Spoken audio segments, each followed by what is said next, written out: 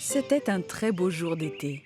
Et Miffy demanda à ses parents si son amie Grogny pouvait passer la nuit chez elle. « Bien sûr !» dit sa maman.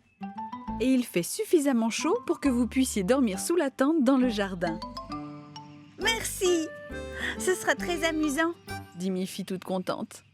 Papa Pompon proposa à Miffy d'aller chercher ensemble son amie Grogny chez Colette. Et les voilà partis dans la belle voiture bleue. Direction la maison de Colette. « Bonjour Colette !» dit Papa Pompon. « Miffy voudrait inviter Grogny à passer la nuit chez elle. Elle peut prendre ses affaires et nous l'emmenons à la maison. » Ils reprirent le chemin du retour. Nos deux petites amies étaient très impatientes de dormir sous une tente. Quand elles arrivèrent chez Miffy, Maman Pompon avait déjà monté la tente. « Ce sera très amusant, tu verras, Grogny !» dit Miffy. « J'espère que tu n'auras pas peur dans le noir. »« Je n'aurai pas peur du tout si tu es avec moi, Miffy !» dit Grogny. Les deux petites amies se blottirent dans leur sac de couchage sous la tente obscure.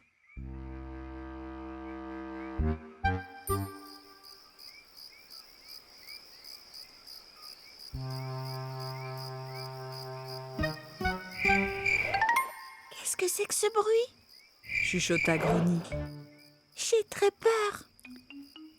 Ce sont les grillons, murmura Miffy. Ils chantent toujours la nuit. Tu ne dois pas avoir peur des grillons.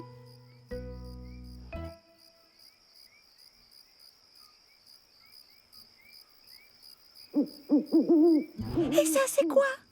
Chuchota Grogny prise de frayeur. Ce n'est qu'un hibou qui s'installe dans les arbres la nuit, murmura Miffy. Tu ne dois pas avoir peur non plus d'un hibou. Grogny avait peur et elle dit: On ne pourrait pas déménager la tente chez Colette demain ? Là-bas, j'ai l'habitude des bruits de son jardin. Les deux petites amies se blottirent davantage l'une contre l'autre et finalement s'endormirent. Elles s'éveillèrent au lever du soleil. Et Maman Pompon leur apporta le petit déjeuner. « Avez-vous bien dormi toutes les deux ?» demanda Maman Pompon. Grogny a eu très peur des bruits qu'elle entendait, maman. Est-ce qu'on peut déménager la tente chez Colette ce soir ?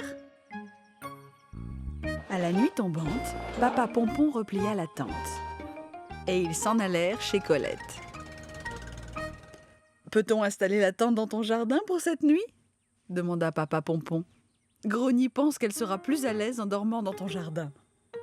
Miffy est une brave petite fille. Je suis sûre qu'elle n'aura pas peur. » « Mais naturellement, » dit Colette. Plus tard, ce soir-là, nos deux amies s'enfermèrent dans leur tente près de la maison de Colette. Grogny étant chez elle, elle s'endormit immédiatement. Mais pas Miffy. Elle entendait des bruits bizarres. « Oh non !» chuchota Miffy angoissée. « Maintenant, c'est moi qui ai peur. D'où vient ce bruit ? Réveille-toi, Grogny. Il y a un bruit étrange que j'ai jamais entendu auparavant. » Grogny se mit à rire. « Ce n'est que ma tante Colette. Elle ronfle. J'entends ça tous les soirs. » Alors toutes les deux se mirent à rire. Un vrai fou rire qui ne s'arrêta que lorsqu'elles s'endormirent. La maîtresse d'école de Miffy était une très gentille personne. Et tous les enfants l'aimaient beaucoup.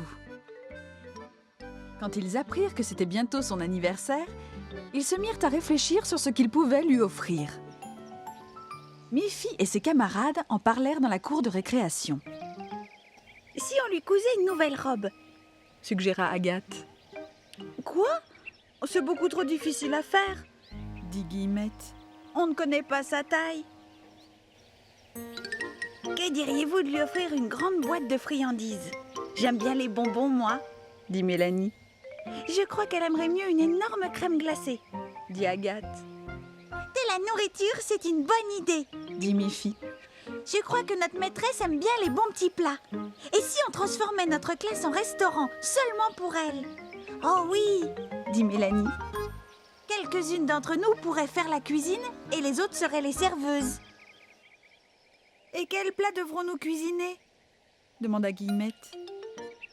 Que diriez-vous d'une bonne soupe de carottes? dit Miffy. Ma maman m'aiderait sûrement à faire une bonne soupe de carottes. Elles se mirent très vite d'accord sur ce que chacune devait faire. Miffy et sa maman furent très occupées à couper les carottes et les faire mijoter.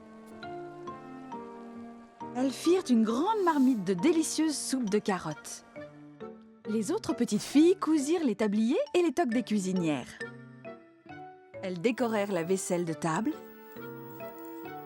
Elles composèrent le menu du restaurant et le colorièrent. Elles voulaient que le bureau de la maîtresse ressemble à une vraie table de restaurant.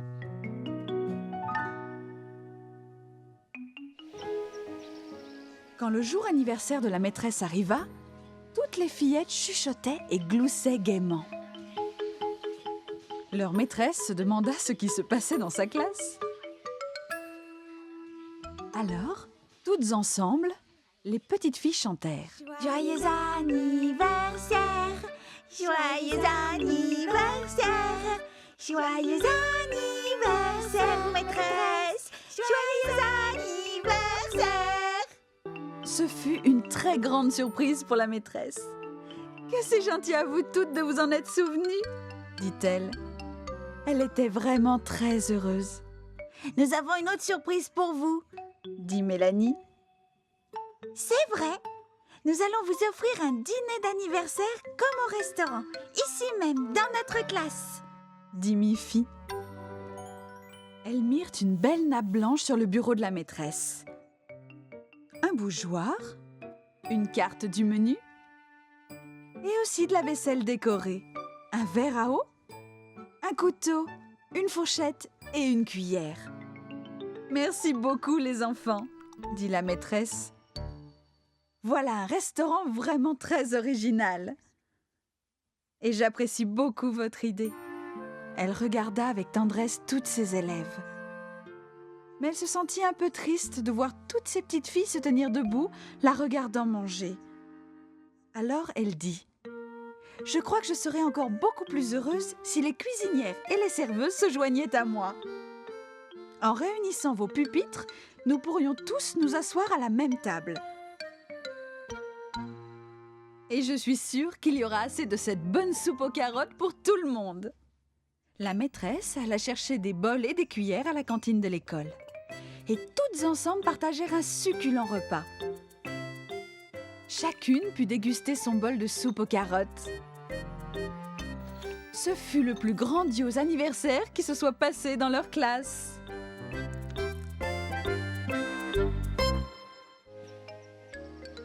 À l'école de Miffy, les enfants apprenaient ce qu'était la nature. La maîtresse leur dit « La nature, ce sont de grandes choses comme les arbres ou les montagnes. Ça peut aussi être de petites choses que vous pouvez trouver partout, même dans votre jardin. Demain, chacun de vous devra apporter en classe quelque chose de la nature. » Les enfants étaient tout émoustillés et commencèrent à s'interroger sur ce qu'ils allaient pouvoir trouver. Quand Miffy arriva chez elle, Papa Pompon était dans le jardin. « Papa !» dit-elle. « Notre maîtresse veut qu'on apporte demain en classe quelque chose de la nature. Qu'est-ce que tu penses que je peux apporter ?» Eh bien, Miffy, regarde un peu autour de toi. Ici même, dans notre jardin, la nature est partout autour de nous. Alors Miffy regarda. Elle vit une éclatante pomme rouge. Elle vit des oiseaux volant dans le ciel.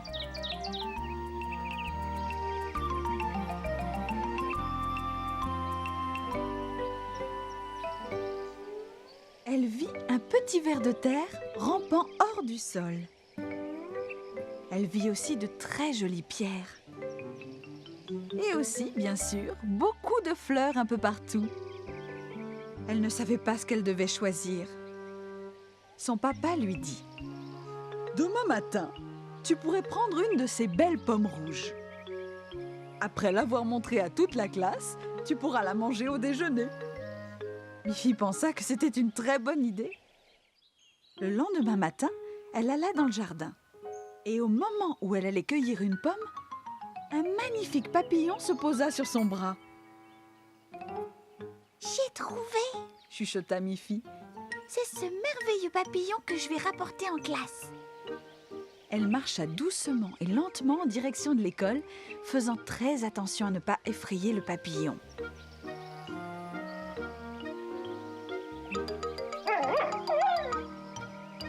Hey, salut Snuffy! Murmura Miffy. Tu peux marcher à côté de moi, mais tu dois rester très calme.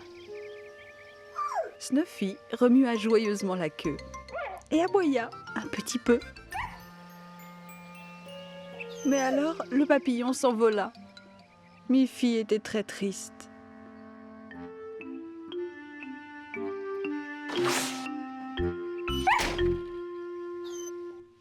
Toutes ses camarades de classe avaient apporté des choses intéressantes. Mélanie avait trouvé un nid d'oiseau vide. Guillemette apporta quelques feuilles de toutes les couleurs. Agathe avait une magnifique pierre. Chacune avait apporté un élément de la nature. Mais Miffy, elle, n'avait rien du tout. C'est alors que Snuffy, qui attendait dehors, aboya joyeusement. Ce qui donna une idée à Miffy. Elle leva la main. « Excusez-moi, maîtresse, dit-elle. Moi aussi j'ai apporté quelque chose, mais je ne suis pas sûre qu'elle puisse entrer ici. » Elle ? dit la maîtresse. As-tu une amie qui attend dehors ? Oh oui, dit Miffy. C'est ma meilleure amie, Snuffy. Est-ce qu'un chien fait aussi partie de la nature ? Toutes ses camarades se mirent à rire. Et sa maîtresse aussi. Mais bien sûr, Miffy, dit-elle. Tu as raison. Snuffy est un adorable petit chien. Et c'est même un élément important de la nature. Va vite la chercher.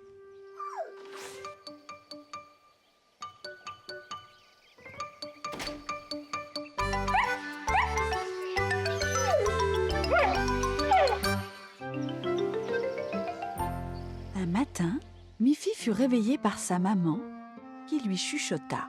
« Miffy, lève-toi. Aujourd'hui, c'est l'anniversaire de ton papa. Et j'aimerais lui faire un gâteau au chocolat. » « Oh, formidable !» dit Miffy. « Papa adore le gâteau au chocolat. Et moi aussi. Je peux t'aider à le faire, maman? Et je pourrais lécher la cuillère? » Oui, Miffy chérie, dit sa maman. Mais il y a un problème. Je n'ai pas de chocolat, pas assez de beurre et plus de farine. Peux-tu aller chez Tante Alice lui en demander ? Volontiers, maman. Tante Alice fait très souvent du gâteau au chocolat. Elle aura sûrement tout ça. Maman Pompon donna un panier à Miffy et dit « Dois-je t'écrire une liste pour ne rien oublier ?» Je peux très bien m'en rappeler sans liste. Chocolat, du beurre et... De la farine, dit sa maman. C'est ça, farine, dit Miffy. J'allais le dire, farine. Très bien, Miffy. Tu peux y aller, dit sa maman. Mais rappelle-toi, pas de farine, pas de gâteau. Miffy prit son panier et se répétait. Chocolat, beurre, farine. Chocolat, beurre, farine. Sur son chemin, Miffy rencontra Colette, qui portait aussi un panier. « Bonjour, Miffy, dit Colette. Où tu vas comme ça ? » Chocolat, beurre, farine, dit Miffy. « Toi, tu essayes de ne pas oublier quelque chose d'important, dit Colette. Moi aussi, je vais au magasin faire des courses. Et je dois me rappeler d'acheter de la vanille, de la crème et de la farine. Et moi, je vais chez ma tante Alice pour lui emprunter du chocolat, de la crème et de la farine, dit Miffy. C'est très bien d'avoir une bonne mémoire, dit Colette. Vanille, crème, farine. Vanille, crème, farine.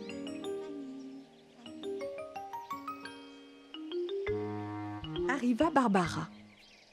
Salut Miffy, Dit Barbara. je reviens du magasin où j'ai acheté des pommes de terre, du lait et du sucre. C'est intéressant. Dit Miffy.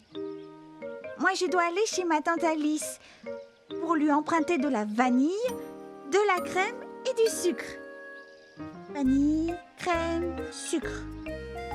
Vanille, crème, sucre. De la vanille, de la crème et du sucre. Merci beaucoup, tante Alice. Dit Miffy. Et voilà, Dit Miffy. il y a la vanille, la crème et le sucre. Tu vois, je me suis souvenue de tout. Sa maman eut un sourire. Tu es sûre que tu t'es rappelé de tout? Où est le chocolat? Où est le beurre? Où est la farine? Oh non, Dit Miffy. je suis vraiment désolée, j'ai tout mélangé. Par ma faute, il n'y aura pas de gâteau d'anniversaire au chocolat pour papa. Ne pleure pas, Miffy chérie, dit sa maman. Avec de la vanille, de la crème et du sucre, je peux faire une délicieuse crème glacée d'anniversaire.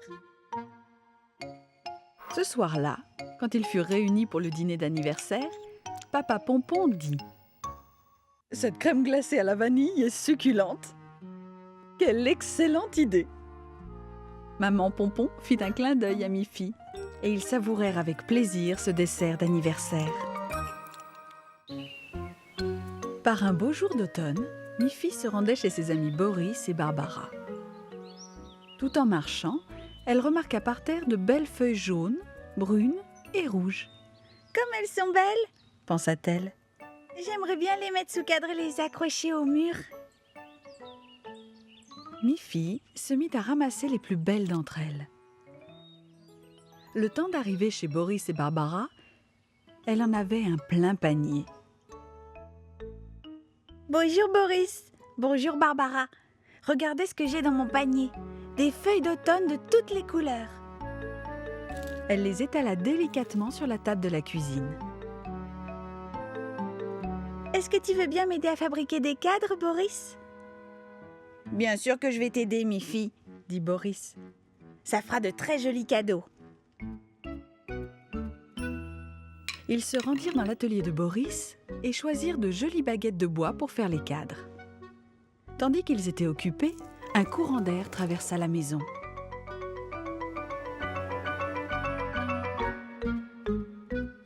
Oh non, Dit Miffy. où sont passées mes feuilles? C'est bizarre, Dit Barbara. mais regarde Miffy, nous avons encore 6 feuilles. 1, 2, 3, 4, 5, 6. Il y en a bien assez. Dit Barbara. Retournons dans l'atelier et finissons les cadres. À peine le dos tourné, qu'un oiseau entra dans la cuisine et s'empara d'une feuille.